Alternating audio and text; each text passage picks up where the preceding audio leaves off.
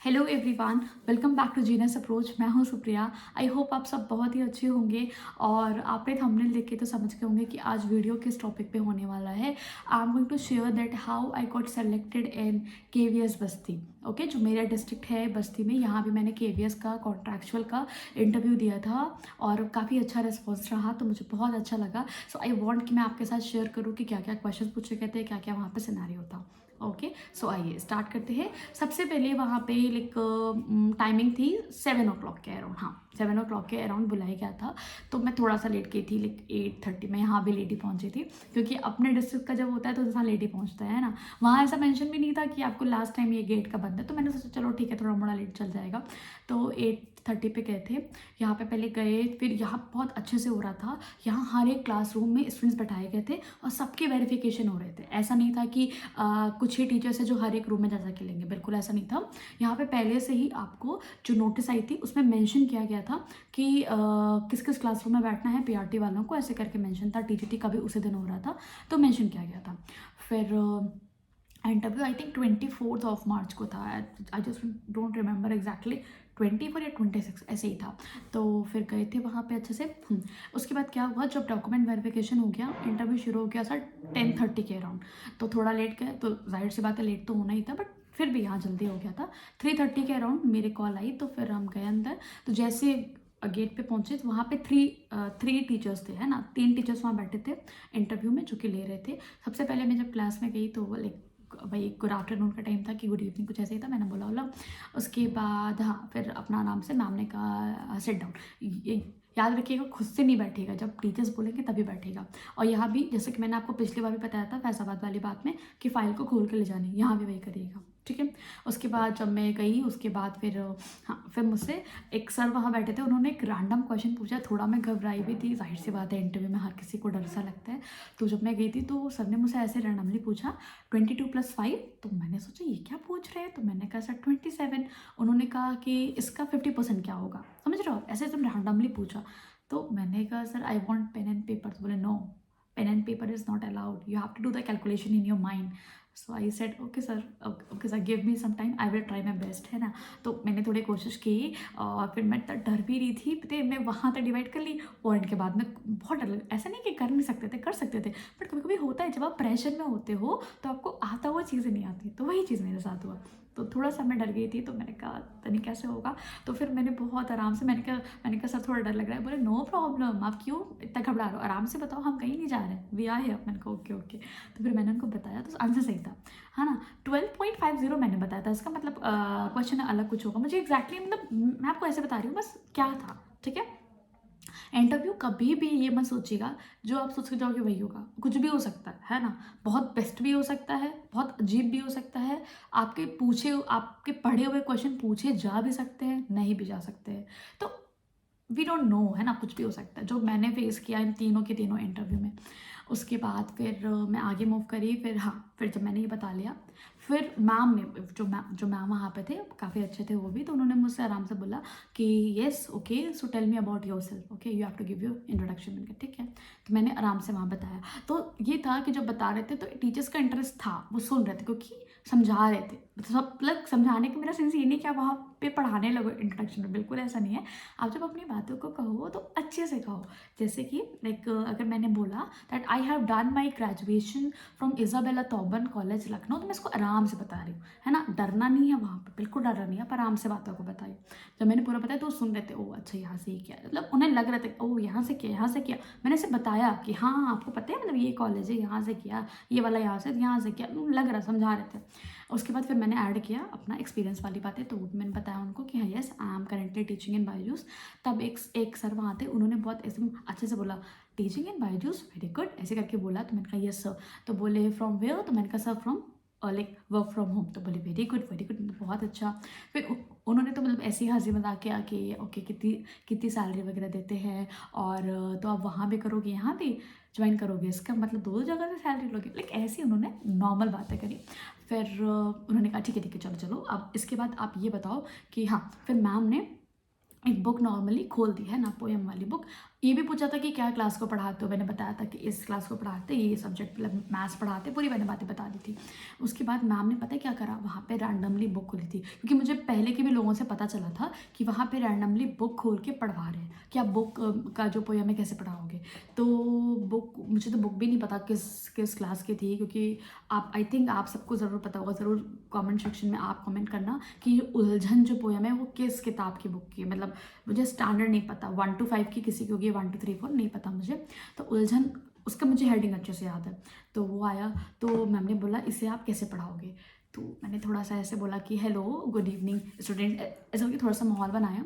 तब जाके मैंने फिर ये बात बोली। अब देखिए एक चीज़ और, जब मैंने उलझन वर्ड पढ़ा तो इतना तो मुझे आइडिया था, क्योंकि मैंने ऑलरेडी बीएड में अपने, तो मैं बीएड करी हूँ, मैंने यहीं बस्ती से ही बीएड किया है। तो मैंने अपनी टीचिंग ट्रेनिंग बहुत अच्छे से की है। मैं इतना कॉलेज तो नहीं जाती थी, बट मैंने टीचिंग ट्रेनिंग की है, मुझे टीचिंग का पहले से भी शौक था। तो मैंने ये सोचा कि लाइक इस बात को शुरू करना है डायरेक्टली नहीं, है ना, स्टोरी बनानी पड़ेगी। तो तुरंत उलझन पढ़ के समझ में नहीं आया क्या बोले क्या बोले, तो मैंने ऐसे मतलब ऐसे बोला रैंडमली कि बच्चों आप सबको उलझन तो होती होगी ना जब आपके अच्छा नहीं, उलझन वर्ड नहीं यूज़ किया था, पहले मैंने ऐसे कुछ बोला था। अच्छा, जब आपको बहुत सारे होमवर्क्स मिल जाते हैं तो आप लोग परेशान होते हो, दिक्कत होती है, उलझनें होती हैं, थोड़ा सा ऐसे कहानी करके बोला। तब मैंने बोला कि ओके, सो आज हम एक कविता पढ़ने जा रहे हैं, इसका नाम है उलझन, आइए तो इसे पढ़ते हैं।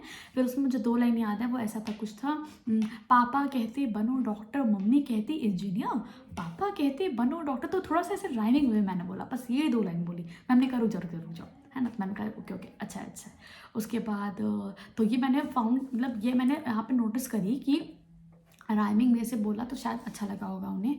उसके बाद क्या हुआ था, जस्ट वेट अ सेकेंड, मैंने एक बार लिख भी रखी है सारी बातें ताकि मैं भूलूँ ना। हाँ, फिर वहाँ पे एक सर थे, उन्होंने ये पूछा कि आपका बीएससी में सब्जेक्ट क्या क्या था। तो मैंने बताया सर फिजिक्स केमिस्ट्री मैथ। उन्होंने बोला अच्छा ठीक है, तो आपको क्या करना है, आपको मैथ्स के टॉपिक का एरिया, हाँ एरिया पढ़ाना है फॉर क्लास 4th। अब देखिए यहाँ पे बोल दिया क्लास 4th के लिए और एरिया पढ़ा के दिखाइए।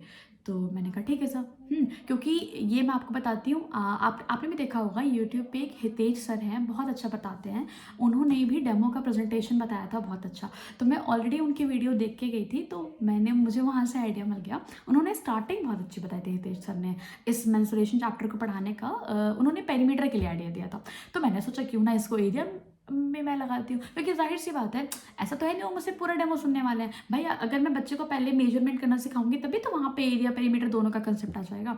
तो मतलब बहुत अच्छा था, सर ने ऐसे बताया था कि पहले मैंने ऐसे बोला कि स्टूडेंट्स, मैंने आप सबसे बोला था आप लोग स्केल लेके आए हुए हैं नहीं, तो लाइक सर ने रिस्पॉन्स किया यस मैम लाए हैं लाए, ऐसे करके। तो फिर मैंने कहा कि ओके आप लोग स्केल लाए हो, that's very good, so what you have to do, आपके देखो आप सबके सामने देखो टेबल रखी होगी ना, देखो रेक्टेंगुलर शेप में, सॉरी मैंने शेप नहीं बोला, सॉरी मैंने बोला था कि जो आप सबके सामने टेबल रखी है, आपको क्या करना है देखो। फिर मैंने उस टेबल को ना रेक्टेंगल शेप को बोर्ड पर ड्रॉ कर दिया था। फिर मैंने ये बोला था इसमें जो आपको ये वाला पोर्शन दिख रहा है ना, इसको मुझे स्केल से नाप के तो बताओ तो स्टूडेंट्स क्या होगा। ओके बस इतने पे मुझे सर ने रोक दिया। सर ये समझ गए कि हाँ ये डायरेक्टली इसने टॉपिक की अभी बात ही नहीं की, ये बच्चों को खुद ही एक्टिविटी करा रही है। तो जब एक्टिविटी कराऊंगी, जब बच्चे बता देंगे कि हाँ जी इतना इतना मेजरमेंट था, तब हम धीमे धीमे धीमे धीमे टॉपिक पे आएंगे कि अगर स्टूडेंट्स क्या हुआ ना, यहाँ से कीला निकला था तो एक बच्चे के ड्रेस पे लग गया, तो वो जो कील थी वो बच्चे को प्रॉब्लम कर गई। So what we have to do, हम उसको हम उसको ना यहाँ पे टेपिंग कर देते हैं, जैसे टेपिंग कर देंगे या फिर कुछ भी बहाना कर दीजिए आप ऐसे करके कि ब्रोकन पार्ट है किसी भी टेबल का, सो हमें थोड़ा सा फिक्स करना है। तो क्या करा जाए, अगर हम उसके कॉर्नर में टेपिंग कर देते तो कितना अच्छा रहेगा। बस अब टेप की बात आए, टेप की बात आए तो पेरीमीटर का कंसेप्ट आप ला सकते हो। ऐसे मैं सोच के गई थी, क्योंकि मैंने हितेश सर का वीडियो ऑलरेडी देखा तो मुझे वो अच्छा भी लगा। बाकी तो इंसान जब पढ़ाता है तो खुद से भी दिमाग ऐड कर लेता है ना, लेकिन सर की शुरुआत मुझे बहुत अच्छी लगी थी, तो वही मैंने वहाँ पे अप्लाई किया। तो फिर उन्हें अच्छा लगा। फिर जैसे फिर मैंने कहा थैंक यू सब, हाँ बस बस बस इतना ही पूछा था। फिर जब मैं बाहर निकली तो फिर हाँ यस, तो फिर सर लोग आपस में बात कर रहे थे कि बेस्ट कैंडिडेट था अभी तक का। तो मुझे बहुत अच्छा भी लगा, मुझे लगा ओके इसका मतलब अच्छा गया, क्योंकि जब मैं गेट पे ही थी तो मैंने रिव्यू सुने तो मुझे अच्छा लगा। मैंने कहा चलो फिर हाँ, यहाँ मैंने शायद बात नहीं की थी कि सर मैंने रियल वाला इंटरव्यू दिया, नहीं यहाँ मैंने बात नहीं की थी। ये सिद्धार्थनगर में भी बात नहीं हुई थी, यहाँ भी नहीं, खाली फैजाबाद में हुई थी। तो मैंने आपको बताया है कि मैंने वहाँ पे पूछा था। हाँ, जब मैं बाहर निकली थी तो एक सर वहाँ थे, आई डोंट नो कौन थे, नाम तो मुझे बिल्कुल नहीं पता, बट फिर मैंने उनसे बात की, मतलब वो मुझे बुला के पूछे तुम्हारा नाम क्या है, तो मैंने बताया। फिर मैंने बोला भी, मैंने कहा सर मैंने रियल वाला भी, मतलब जो रियल वाला KVS का सेंस आप समझ रहे होंगे ना, वो जो परमानेंट वाला KVS है वो सर मैंने दिया है। सर इतने मार्क्स बन रहे हैं, पता नहीं सर कॉल आएगी या नहीं। सर ने कहा नहीं आएगी आएगी, परेशान मत होइए, आएगी, क्यों नहीं आएगी। तो अब लेकिन अब क्या ही बोलूँ, अब तो सिनेरियो देख के थोड़ा डर भी लग रहा है KVS का, इतनी हाई कट ऑफ जा रही है, बट ठीक है देखते हैं क्या होता है। सो ये मैंने आपके साथ पूरा शेयर किया जो हुआ। अब इससे मैं आपको अगर और बातें बताऊँ, मेरे पहले जो कैंडिडेट्स गए थे उनका सब्जेक्ट हिंदी था। अब क्या किया देखिए, आपके सब्जेक्ट से, आपके इंट्रो से ही वो क्वेश्चन निकालते हैं। मैंने क्या ऑब्जर्व किया था, जब कि मैं, आप जानते हो जब एक बंदा कैंडिडेट जाता है तो एक तो बाहर वेट करता है, तो उससे सुनाए तो कुछ ना कुछ देता ही है।